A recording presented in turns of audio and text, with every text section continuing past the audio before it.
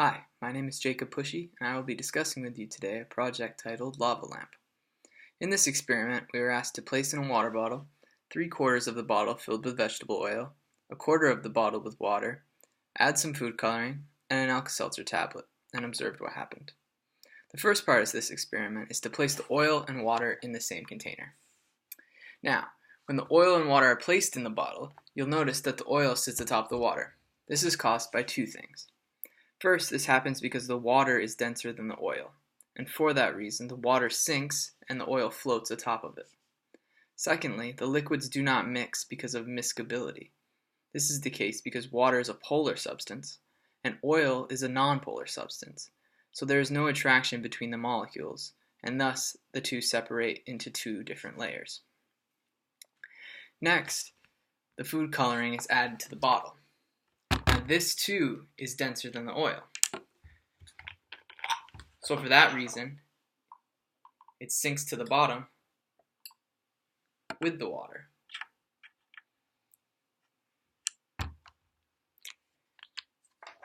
And mixes eventually at the bottom. It does not mix with the oil for the same reason as the water, but will mix with the water because these two molecules are both polar and are able to be mixed, so they are considered miscible. Now for the exciting part of the experiment. When the Alka-Seltzer tablet is added to this mixture, it sinks to the bottom because it is denser than both oil and water, and begins to react with the water. This reaction between the Alka-Seltzer tablet and the water causes tiny bubbles of carbon dioxide to be released.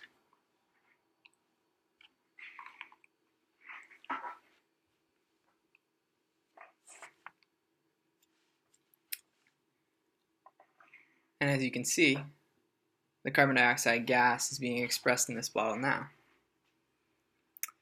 Once enough gas is created, the water-gas combination is now less dense than the water around it and begins to float to the top of the bottle.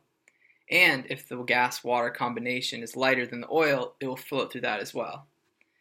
Since the water-gas combination is not attracted to the oil, it floats through in a ball shape, refusing to mix with the oil.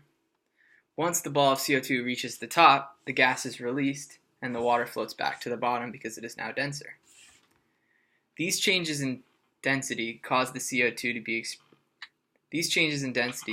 CO2 being expressed is what caused the colored water to flow up and down through the oil. Now, once the Alka-Seltzer tablet is used up, the bubbling through the oil stops and eventually the water will separate back to the bottom of the container and the oil will sit atop it again. For this reason, the Alka-Seltzer tablet is the limiting reactant in this reaction, because the reaction continues until the tablet is dissolved and the CO2 is released from the liquid. If we were to continuously add Alka-Seltzer tablets to this bottle, the reaction would continue. However, once all of the single tablet is used up, the reaction is finished and the two liquids separate again. CO2 will escape and the two liquids will continue in their regular pattern. However, the Alka-Seltzer tablet is what's disrupting this separation. And as you can see, it makes a pretty cool little lava lamp here. But like I was saying, you can see the bubbles of CO2 and water will not combine with the oil, but will get expressed to the top and the water will float back down. And that is how you can make a lava lamp, well, at least for a few minutes, until it is gone. And with that, that is the end of my presentation and teaching for you today on limiting reactants. Thank you for listening.